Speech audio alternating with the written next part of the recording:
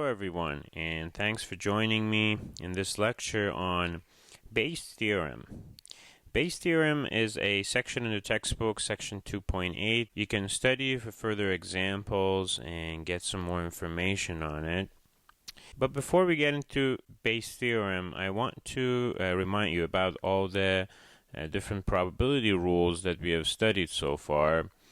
We've talked about the conditional probability, and this is the formula, the addition rule, and the multiplication rule, which, if you remember, is essentially coming from the conditional probability formula. It's just a rearrangement of that formula. And then the total probability rule was the last rule that we talked about, where you need to have a partition and probability of B can be calculated this way. So now we want to continue and talk about Bayes' theorem here. So here's the formula for Bayes' theorem, and it says for an event B in a partition of A through AK, this is how you calculate probability of A sub I given B. I want to take a step back and talk about Bayes' theorem in the simplest form.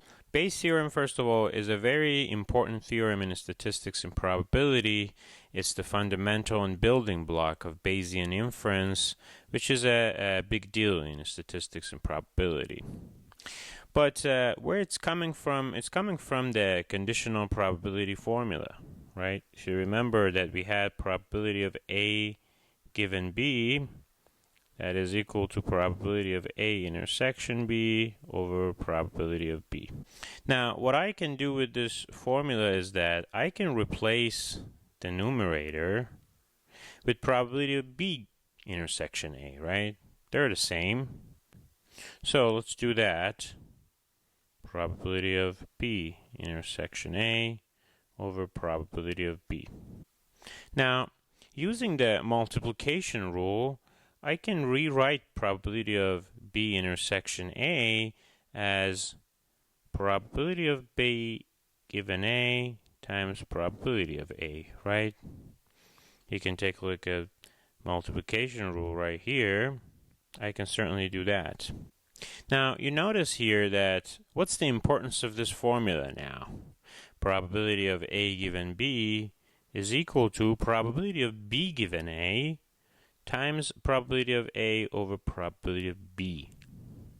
Now, the importance of this formula is that you're calculating probability of A given B in terms of probability of B given A. And this is very useful. A lot of time that you want to calculate probability of any event given another event, it might be very difficult, but the opposite of that probability might be easy to calculate. So you can use the Bayes' theorem formula.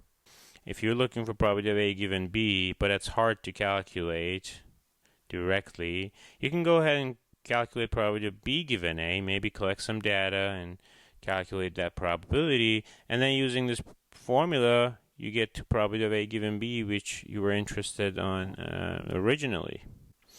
Now, one step further is that I can also rewrite probability of B.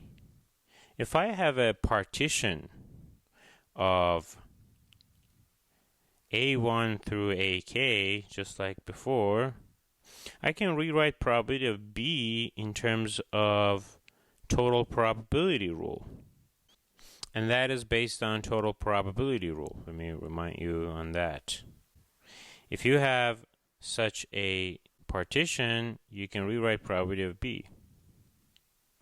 So that's the Bayes' theorem formula that we have here, essentially. Probability of A sub I given B, and A sub I is any of these pieces in the partition. For example, this is A5, right?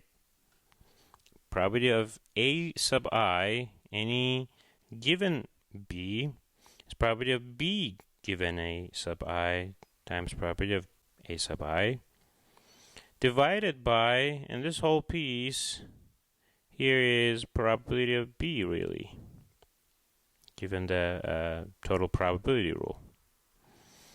So Bayes' theorem is nothing but the conditional probability formula that we had, but we modified it based on what we could do. We take the A intersection B, change it to B intersection A, and from there. And again, the most important thing about Bayes' theorem formula is that you can calculate probability of AI given B using probability of B given AI, and that is very useful. So let's look at one example here. This is an example that we had before, and this one says that a steel beam is intermittently subjected to a load of 4 magnitudes. The magnitudes of these loads, their associated probabilities, and the probability that the beam fails as a result of these loads are given in the table below. Basically, we have these 4 different load magnitudes that can occur, the probability of them, and then probability of failure if we use those loads. And you remember we named these L1, L2, L3, and L4, 4 different loads, and these are probability of those loads. So this is probability of L1 all the way to probability of L4. And what we have here, what is that? That is probability of failure given L1, given L2. What we noticed here is that we have a partition. The summation of these probabilities is 1. That means the entire sample space, which means we cannot have any other load magnitude. It has to be one of these 4, and they don't intersect with each other because you cannot have a load with 2 different magnitude. So obviously they're mutually exclusive, they don't intersect, and they form the entire sample space, so we got a partition here of L1 through L4.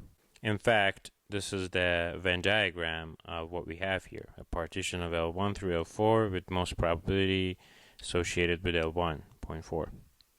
Now, given that the steel beam failed, what is the probability that it was caused by a 5,000 load?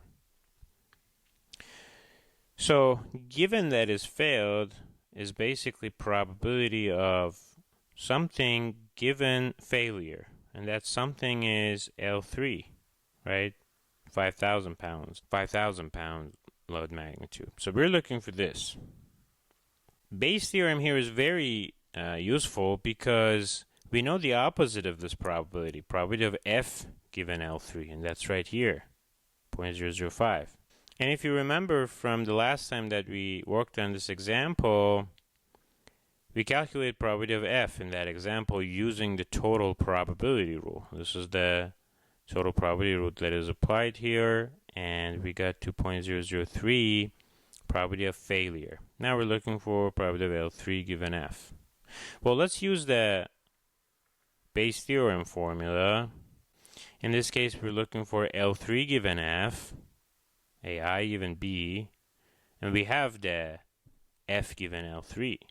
So probability of L3 given F is equal to, using the Bayes' theorem, we can say F given L3 times probability of L3 over probability of B, the given part in the conditional probability. Well, we already calculated probability of F that needs to go here in the total probability example that we had before, but if we didn't have that, we just need to go through this whole thing.